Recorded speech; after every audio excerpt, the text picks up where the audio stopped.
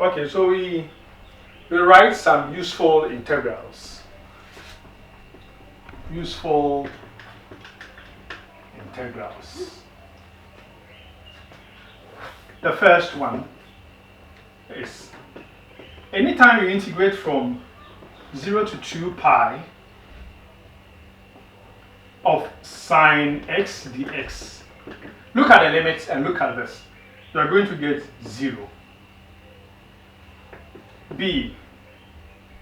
Oh, sorry. This is a second bullet. This is A. So I'm writing everything on the A. So it means that if you also integrate from 0 to 2 pi sine 2nx dx, you still get 0 for all values of n belonging to the set of real numbers. The limit is from 0 to 2 pi, and this function is sine. It doesn't matter whatever argument that is here, you're going to get 0. So this is for the sine. B, let's go for that of the cosine. Okay, so the cosine 0 to 2 pi cos nx dx. You're also going to get 0. When you change this to multiples, let's say cos 2nx dx, you are still going to get 0. So note the pattern. Now, look at the second useful integral. The second useful integral is still on 0 to 2 pi. So the limit is very important.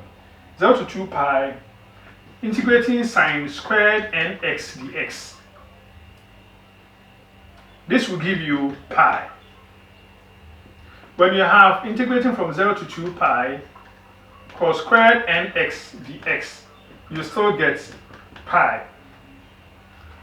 So this is when you are integrating powers of 2.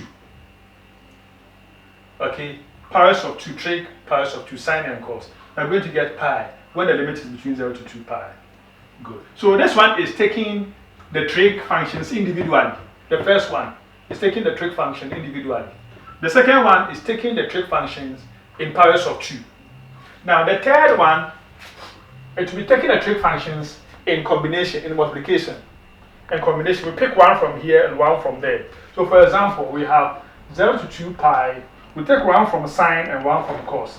So for example, sine nx cos mx dx will give us 0. We have picked one from sine, one from cos. Okay. Certainly, we also have to pick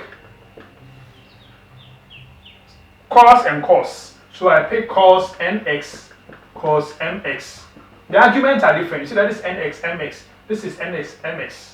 Okay, so that also gives me 0. Then the last one is 0 to 2 pi. We pick sine and sine. That also gives me 0. So look at the pattern carefully. I'm picking this one, I'm picking one sine, one cos. This one I'm picking cos and cos. This one I'm picking sine and sine. Okay, so they are all giving me 0. There's also the fourth interesting stuff. Now the fourth one says that sine n pi is 0. Where n is, let's say n is 1, 2, 3, etc. Even including 0. Including 0. So for example, if n is 1, sine pi, when n is 2, sine 2 pi, when n is 3, sine 3 pi, they all give you 0. These are basic stuff you should have in mind. Now B, cos n pi. Cos n pi will give you minus 1 to the power n. That is, the answer will be giving you either 1 or negative 1. This statement is the same as 1 or negative 1. Let's see. When n is 1, okay, let us use 0. When n is 0, let's see, you have cos 0. Cos 0 will give me 1. When n is 1, cos pi will give me minus 1. Okay, so even when n is 2, you have cos 2 pi. We also have an answer of, I think, 1.